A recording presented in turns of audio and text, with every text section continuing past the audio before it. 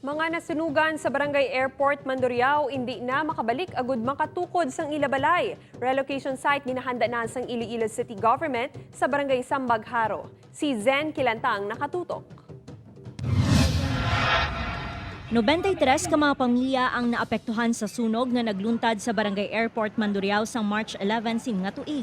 Subong nagapabilin ang mga ini sa Mandurriao Elementary School. Bastante ang ila pagkaon kag panapton halin sa mga nagkalain-laing nga donasyon. Ginpahayag sa mga nasunugan nga wala na sila gintugutan sang tag-iya sang duta nga makabalik sa lugar agud liwat nga makatukod sang ila balay. Gani iluyag nila nga may masayluhan agud makaumpisa sang bag-o nila nga kabuhi.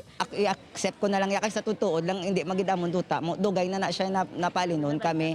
Oo, namo na. Kay batunon na lang yan naman kung hindi kami yakabalik. Pero dapat may aragid kami asang oo na iano kami bala. Kundiin kami iano. Tatagaan lang kami relocation, tagaan lang kami sa mga transportation namon, mga ano sa, Siyempre hindi kami mamilit nga magbalik kay hindi man namon duta mo. Amo lang na ang gina-after lang namon nga matagaan lang kami sang relocation, i-plastar lang sang maayo. Suno sa City Social Welfare and Development Office, ginapreparan na sang syudad ang salayluhan sa mga nasunugan. Mintras nga wala pa maplastar ang relocation site, magapabilin sila sa evacuation center.